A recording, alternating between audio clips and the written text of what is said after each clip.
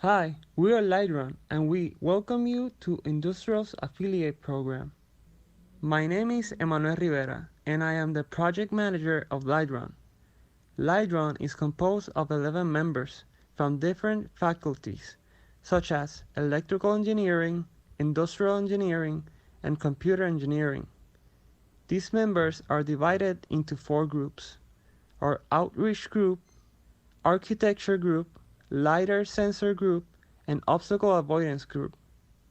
And our group leaders are Jesus Vega, Cristian Santiago, and Gabriel Figueroa. The LiDAR project is based on the integration of light detection and ranging sensors, capable of detecting and ensuring the avoidance of collision when our UAV is deployed on a mission. Most accidents on an aerial vehicle occur when it's landing. That's why we are focused on developing a autonomous landing algorithm capable of detecting, deciding, and comparing risk when finding a possible landing zone. Our system will use the integration of sensors such as Leddar M16, Leddar 1, Intel RealSense camera, PX4 flight controller, Odroid XU4, and a 3D LiDAR sensor on the Tarot 680 Pro.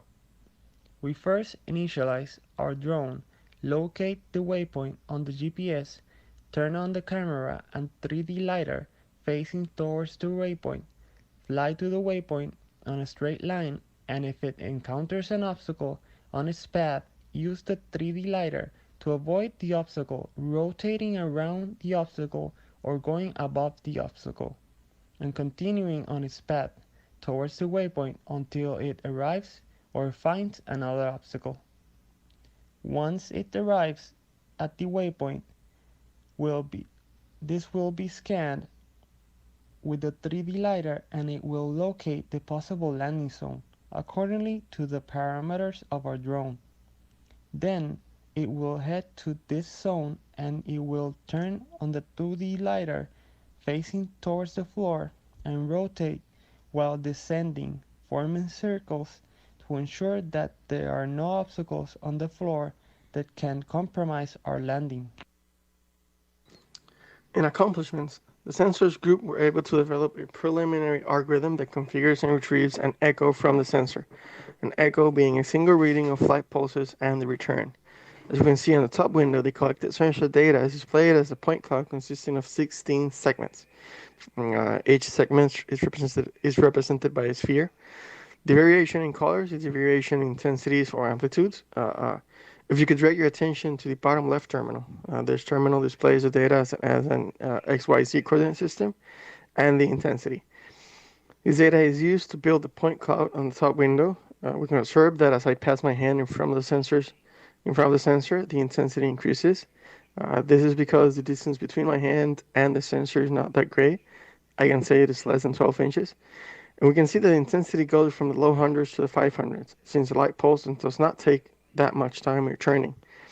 Now, if you could observe the bottom right terminal, this terminal is presenting the raw data provided by that sensor. It consists of an array of tuples. Each tuple consists of a segment, distance, and amplitude or intensity of the return pulse. This was successfully done using the software development kit provided by the sensor's manufacturer. Intel RealSense SDK 2.0 allowed us to connect to our main camera and take advantage of the depth data. Our camera, the Intel RealSense D435, offers high precision and a reasonable reach for frontal hazard analysis. Using the SDK gave us the opportunity to use other platforms, libraries, and programming languages that will undoubtedly help the development of the system. Tools like OpenCV and ROS will play important roles in the system. OpenCV is an open source computer vision library that will help benefit our image processing algorithm. Using a series of image altering libraries, we will be able to create an efficient multi obstacle detection system. So far, we've been able to detect objects, display their distance from the camera, and identify them using OpenCV DNN, also known as Deep Neural Network. Our plan is to make sure our obstacle detection system is as efficient as possible. We then will use this data and through ROS create an obstacle avoidance system. one that will suggest the best area for the system to move to. For the implementation of the ROS architecture, the team has spent their time researching not only the inner workings of the robot operating system, but also the type of data necessary for the Odroid XU4 to make an app decision and for the data to be fully synchronized. Once the nodes are launched, they will publish concurrently in regards to the distance, measurement angles, raw image data, proximity warnings, and any means of data necessary to keep awareness of the close surroundings of the drone as it cruises through a specified area.